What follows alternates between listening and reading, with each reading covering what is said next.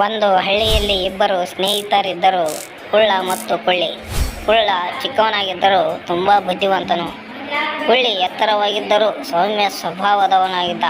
ಇಬ್ಬರೂ ದಿನವೂ ಕೆಲಸ ಮುಗಿಸಿ ಹಳ್ಳಿಯ ಕೆರೆಯ ಬಳಿ ಕೂತು ಕತೆ ಹೇಳಿಸಿಕೊಂಡು ಸಮಯ ಕಳೆಯುತ್ತಿದ್ದರು. ಒಂದು ದಿನ ಹಳ್ಳಿಗೆ ಸುತ್ತಲಿನ ಕಾಡಿನಿಂದ ಒಂದು ಕಳ್ಳನೇ ಬಂದು ಜನರ ಮನೆಯಲ್ಲಿದ್ದ ಬೆಳ್ಳಿಯ ವಸ್ತುಗಳನ್ನೆಲ್ಲ ಕದಿಯತೊಡಗಿದ. ಹಳ್ಳದ ಜನ ಕಳುವಿಗೆ ಬೆದರಿದರು.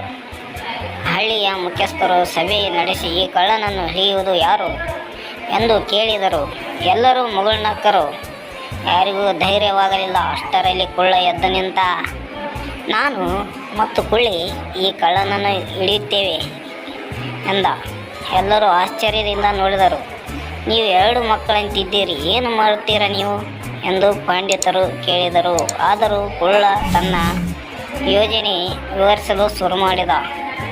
ಈ ಕಳ್ಳನು ರಾತ್ರಿ ಬರುವನು. ನಾವು ದಾರಿಯಲ್ಲಿ ಬಚ್ಚಿ ಹೋಗಿ ತಕ್ಕ ಸಮಯದಲ್ಲಿ ಹಿಡಿಯುತ್ತೇವೆ. ಎಲ್ಲರೂ ಒಪ್ಪಿದರು. ಆದರೆ ಯಶಸ್ಸಾಗುವುದು ಎಂಬ ನಂಬಿಕೆ ಯಾರಿಗೂ ಇರಲಿಲ್ಲ. ಆ ರಾತ್ರಿ ಕುಳ್ಳ ಮತ್ತು ಕೊಳ್ಳಿ ಹಳ್ಳದ ಹೊರಗಡೆ ಹಣಕಿಕೊಂಡು ಮರದ ಹಿಂದೆ ಬಚ್ಚಿಟ್ಟುಕೊಂಡಿದ್ದರು. ಗಾಳಿ ಜೋರಾಗಿ ಬೀಸ್ತಾ ಇತ್ತು. ಕೊಳ್ಳಿ ಸ್ವಲ್ಪ ಹೆದರಿದಳು. ಅವನಿಗೆ ಹಿಡಿದರೆ ನಮ್ಮನ್ನೇ ಹೊಡೆಯಬಹುದು ಎಂದ ಕುಳ್ಳ.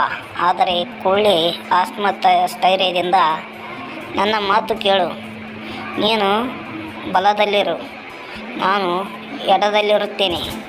ಕಳ್ಳ ಬರುವಾಗ ನಾನು ಶಬ್ದ ಮಾಡುತ್ತೇನೆ. ಆ ಸಮಯದಲ್ಲಿ ನಾನು ಬಲದಿಂದ ಎಡಕ್ಕೆ ಬಿದ್ದು ಅವನನ್ನು ಹಿಡಿಯುತ್ತೇನೆ ಎಂದಳು ಕೊಳ್ಳಿ. ಮಧ್ಯರಾತ್ರಿ ಆಗಿದ್ದು ಕಳ್ಳ ಬಂದು ಒಂದು ಮನೆಯೊಳಗೆ ನುಗ್ಗಲು ಪ್ರಯತ್ನಿಸುತ್ತಿದ್ದ. ಆ ಸಮಯದಲ್ಲಿ ಕುಳ್ಳ ಸಣ್ಣ ಬಳ್ಳಿಯನ್ನು ಹಾಕಿದ. ಅದು ಕುಳಿತು ಗಾಳಿ ಹಾರಿ ಶಬ್ದ ಮಾಡಿದ. ಕಳ್ಳ ಬೆದರಿ ತಿರುಗಿದ. ಆಗ ಕೊಳ್ಳಿ ತಕ್ಷಣ ಕಳ್ಳನಿಗೆ ಎದುರಾಗಿ ನಿಂತಳು. ಅಚ್ಚರಿಯಿಂದ ಕಳ್ಳ ಬೆದರಿದ. ಕುಳ್ಳ ಹತ್ತಿರ ಬಂದು ಇಬ್ಬರೂ ಸೇರಿ ಕಳ್ಳನ ಕಾಲುಗಳಿಗೆ ಬಲವಾಗಿ ಹಿಡಿದುಕೊಂಡರು. ಅವನು ಓಡಲು ಪ್ರಯತ್ನಿಸಿದರೂ ಸಹ ಆಗಲಿಲ್ಲ. ಇನ್ನೂ ಕೆಲವೇ ಕ್ಷಣಗಳಲ್ಲಿ ಹಳ್ಳದ ಜನ ಶಬ್ದ ಕೇಳಿ ಅಲ್ಲಿಗೆ ಓಡಿ ಬಂದರು. ಅವರು ಅಲ್ಲಿ ನೋಡಿದರೆ ಕುಳ್ಳ ಮತ್ತು ಕೊಳ್ಳಿ ತಮ್ಮ ಬುದ್ಧಿ ಮತ್ತು ಚಾಣಾಕ್ಷತನದಿಂದ ಕಳ್ಳನನ್ನು ಹಿಡಿದಿದ್ದರು. ಅಂದಿನಿಂದ ಹಳ್ಳಿಯಲ್ಲಿ ಎಲ್ಲರೂ ಇವರ ಬುದ್ಧಿಮತ್ತೆ ಹಾಗೂ ಧೈರ್ಯದ ಬಗ್ಗೆ ಮಾತನಾಡತೊಡಗಿದರು. ಹಳ್ಳಿಯ ಮುಖ್ಯಸ್ಥರು ಇವರಿಗೆ ಪ್ರಶಸ್ತಿ ನೀಡಿ ಗೌರವಿಸಿದರು. ಪ್ರತಿಯೊಬ್ಬರ ಮನೆಯಲ್ಲಿ ಉಳಿಯುವಂತೆ ಆಹ್ವಾನ ಕೂಡ ನೀಡಿದರು.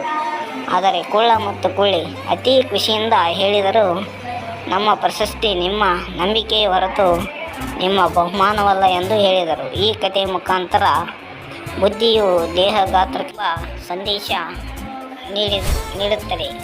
ನಮಸ್ಕಾರ ಗೆಳೆಯರೇ, ಶುಭವಾಗಲಿ.